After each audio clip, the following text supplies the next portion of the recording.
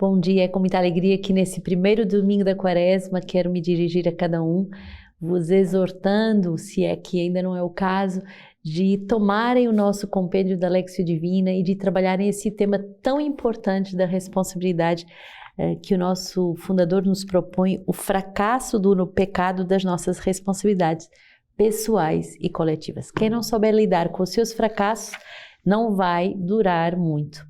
O fracasso do pecado e das nossas responsabilidades pessoais e coletivas, aprender a lidar com esse fracasso, aprender a ver aí a bandeira do Senhor que se desfralda com amor na minha vida, ver aí uma pedagogia de Deus é muito importante. E o diácono vai nos ensinar que tudo concorre para o bem de quem ama a Deus, até o pecado. Você pode muitas vezes pensar que o pecado é o fim, mas vamos ver com Santo Agostinho, São Tomás de Aquino, e esse texto é muito, muito denso, e o diácono já gravou justamente a palavra do fundador desse mês. Você pode aceder no nosso canal da Web TV e mergulhar em todos esses conteúdos muito importantes para a nossa compreensão.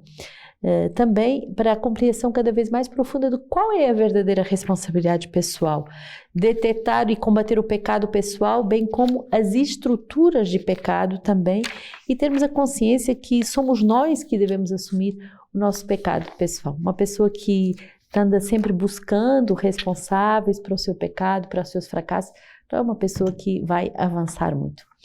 Primeiro domingo da Quaresma é um tempo em que, a partir de Roma, vamos rezar, e durante essas 3 semanas que vou estar aqui com as nossas irmãs em Roma, de modo muito particular, vou vos carregar no coração da igreja, todas as vezes que estiver com o Santo Padre, com os cardeais, todas as vezes que estiver de verdade no túmulo dos mártires, dos apóstolos.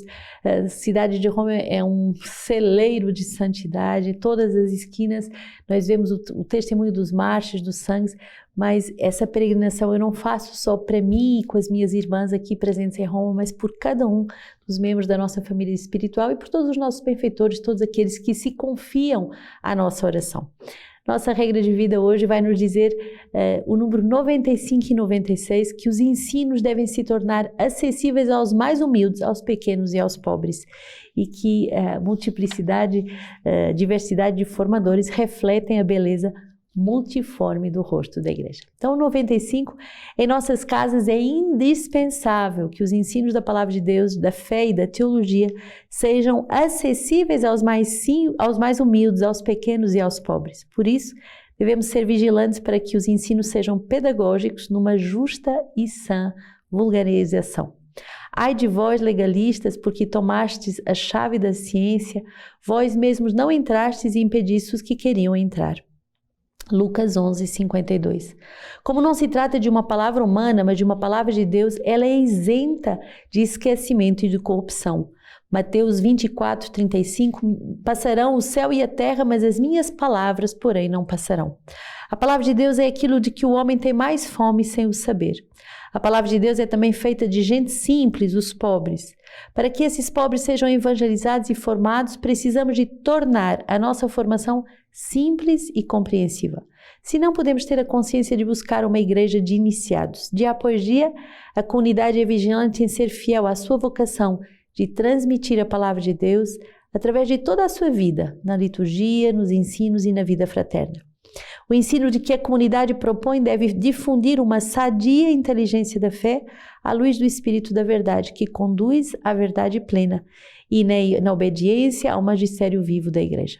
Deve ser um ensino fundamental, simples, sólido e espiritual, longe das especulações vazias ou das vãs disputas teológicas. Então, muito importante, a característica da nossa comunidade é tornar, então, acessível a todos, às pessoas mais simples, o conteúdo, a riqueza da palavra de Deus, também da teologia, de toda a riqueza doutrinal que a nossa igreja dá. Então devemos trabalhar para uma justa e sã vulgarização. Não é tornar a palavra vulgar, banal, mas para que ela seja acessível, para que todos possam entender. Então, a palavra de Deus não é uma coisa para uma elite, não é uma coisa para um grupo de gente iluminada, gente acima da média. Não, a palavra de Deus, os tesouros da igreja, é para alimentar todos os filhos de Deus. E por isso a comunidade justamente deve fazer tudo para que os pobres sejam evangelizados e formados. E por isso devemos dar formações simples e de fácil compreensão. Tudo que é simples é santo. Então, não é ser simplista, não é ser simplório, mas é ser simples na forma de passar os conteúdos. E o nosso ensino deve, então, ser vivido na obediência ao magistério da igreja, mas também ser um ensino fundamental, sólido, espiritual, longe de especulações vazias, de achismos ou de vãs disputas teológicas. O número 96 vai nos falar justamente dessa grande riqueza, dessa diversidade de formadores, reflexo da beleza multiforme do rosto da igreja. Na nossa época, em que a ignorância religiosa é considerável e onde reina uma religiosidade difusa e vã, mesclada de cristianismo, é importante mais do que nunca fazer conhecer claramente o ensino da nossa mãe igreja, gorjeando o depósito da verdade. Para dar a conhecer a beleza multiforme do rosto da igreja, a comunidade convida formadores de diferentes famílias espirituais. Ela vigia que nos seus ensinos os formadores se dediquem a dar o leite não adulterado da palavra. Aquele que ensina com efeito deve ser um fiel dispensador da palavra de verdade. E aí, São Paulo VI, o Papa Paulo VI, vai dizer em Evangelho no Tiandi, número 78, o Evangelho cujo encargo nos foi confiado é também a palavra da verdade. Uma verdade que torna livre e que é a única coisa que dá a paz ao coração. É aquilo que as pessoas vêm procurar quando nós lhe anunciamos a boa nova. Verdade sobre Deus, verdade sobre o homem e sobre os misteriosos destinos da verdade sobre o mundo. Difícil verdade que nós procuramos na palavra de Deus e da qual insistimos ainda não os árbitros nem os proprietários, mas os depositários, os arautos e os servidores. Tão bonito, através desse conteúdo do Papa Paulo VI em Evangelho Nuntiani, um documento belíssimo sobre a forma de evangelizar o mundo, que o mundo precisa de santos muito mais do que doutores. Justamente o Papa nos ensina que somos não proprietários, não doutores, não uma elite, mas depositários, arautos e servidores da palavra de Deus. E através de tantos rostos, de tantos carismas, nós vemos a diversidade de famílias espirituais, a diversidade de carismas que podem ensinar a palavra de Deus, os jesuítas, os dominicanos, as comunidades novas, as sementes do verbo, os franciscanos, tantos carismas diferentes que vão dar a cor a essa pregação, mas nunca devem adulterar o leite da palavra. Devemos ser fiéis dispensadores da palavra da verdade. Então, que o Senhor nos conceda essa graça a nós, comunidade de sementes do verbo, consagrados ao verbo, consagrados à palavra, que Deus nos deu essa graça de sermos apenas servos, apenas fiéis dispensadores das sementes do verbo. Hoje a palavra do diácono é Cristo e só Ele que alcançou a vitória e nos lá apresenta. Então, nesse tempo de quaresma, devemos pedir essa grande vitória, que é a vitória da nossa santificação e de um ministério cada vez mais simples e autêntico a serviço do verbo. Deuteronômio 26, 4-10, o sacerdote receberá o cesto da tua mão, colocá-lo-á diante do altar do Senhor teu Deus. E tomando a palavra, tu dirás diante do Senhor teu Deus: meu pai era um arameu errante. Ele desceu ao Egito e ali residiu com poucas pessoas. Depois tornou-se uma nação grande, forte e numerosa. Os egípcios, porém, nos maltrataram e nos humilharam, impondo-nos uma dura escravidão. Gritamos então ao Senhor, Deus dos nossos pais, e o Senhor os ouviu a nossa voz, viu a nossa miséria, nosso sofrimento e nossa opressão. E o Senhor nos fez sair do Egito com mão forte e braço estendido, em meio a grande terror, com sinais e prodígios. E nos trouxe a este lugar, dando-nos esta terra, uma terra onde mana leite e mel. E agora, eis que trago as primícias dos frutos do solo do que me deste, Senhor, e as depositarás diante do Senhor teu Deus, e te prostrarás diante do Senhor teu Deus. Que bonito essa passagem de Deuteronômio, que nos fala dessa terra que jorra leite e mel. E leite e mel são dois símbolos da palavra de Deus, justamente, o leite que sai do seio consolador, os dois seios, o Antigo e o Novo Testamento, e o mel, essa gota de mel docíssima e que vai alimentar a nossa alma, que é a própria palavra. E nós podemos de verdade clamar ao Senhor para que nos momentos de dor, nos momentos de sofrimento, Ele nos dê essa terra de leite e de mel. É a palavra de Deus que nos torna firmes, fortes, corajosos, mesmo para viver momentos de grande sofrimento. Penso aos refugiados, aqui em Roma não é possível não pensarmos, há tanta gente que pede refúgio e que muitas vezes são rejeitados. Penso às pessoas que sofreram com o Covid, penso às pessoas que estão desabrigadas por intempéries naturais, penso a tantas pessoas que precisam dessa terra de delícias, que é a terra da palavra, que é a terra do leite e do mel. Salmo 90, quem habitará na proteção do Altíssimo, pernoita à sombra do Shaddai, dizendo ao Senhor, meu abrigo, minha fortaleza, meu Deus em quem eu confio. A desgraça jamais te atingirá, a praga nenhuma chegará à tua tenda, pois em teu favor ele ordenou aos seus anjos que te guardem em teus caminhos todos. Eles te levarão em suas mãos, para os teus pés não tropecem numa pedra. Poderás caminhar sobre o leão e a víbora, pisarás o leãozinho e o dragão. Porque a mim se apegou, eu o livrarei, eu o protegerei, pois conhece o meu nome. Ele me invocará e eu responderei. Na angústia estarei com ele e o livrarei e o glorificarei. Tão bonito esse salmo que justamente nos faz experimentar essa intimidade. Quando eu busco o Senhor, quando eu o invoco, quando eu lhe clamo, Ele me responde. O Senhor quer estabelecer com cada um de nós um diálogo de amor, não um monólogo, não ficar falando, mas verdadeiramente um diálogo de amor, um diálogo em que eu abro o meu coração, eu posso lhe confiar as minhas preocupações, as minhas dores, mas também as minhas alegrias, os meus anseios, as minhas expectativas, e Ele responde, Ele ama, Ele inspira. Romanos 10, 8 a 13, mas o que diz ela? Ao teu alcance está a palavra, em tua boca e em teu coração, a saber a palavra da fé que nós pregamos. Porque se confessares com a tua boca que Jesus é o Senhor e se creres em teu coração que Deus o ressuscitou dentre os mortos, serás salvo. Pois quem crê do coração obtém a justiça e quem confessa com a boca a salvação.